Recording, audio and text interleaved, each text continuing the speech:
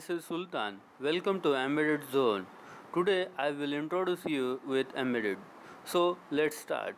What is embedded system? It is one computer system to control one or few dedicated functions. It contains processing core that are either microcontrollers or digital signal processors. An embedded system is designed to run on its own without human intervention. Now we can see different platforms used in embedded system. There are 3 or more platforms are available to develop embedded applications. One is 8-bit, second 16-bit, third is 32-bit. We'll see one by one. 8-bit platform. In this platform, data bus is 8-bit wide. This platform used to develop simple applications. Examples are stopwatch, timer, relay on off, etc. 16-bit platform. In this platform, data bus is 16-bit wide. This platform used to develop applications which requires more processing speed. Example, data logging, signal capturing, frequency measurements, etc.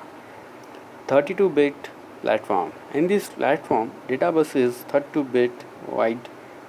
This platform is used to develop high-end applications which require to control multiple functions which require high processing speed and power. This controller works on several megahertz or few gigahertz, which results in sophisticated embedded system or applications. Mostly these controllers are used in power electronic application, digital image processing, signal processing, some algorithms, etc. Now we see how software development process is. We will begin by presenting a general approach to modular design.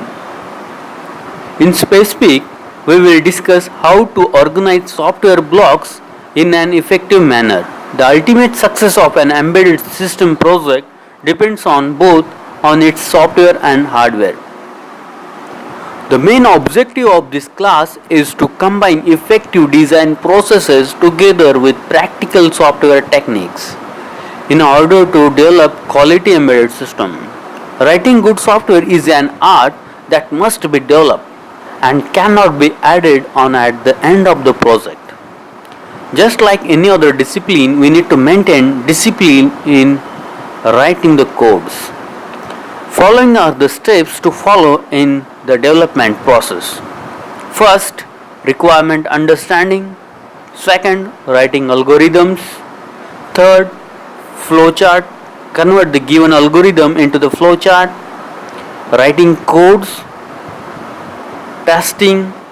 Fifth, test whole software according to the requirement or modify to meet a requirement. Sixth, validation of software.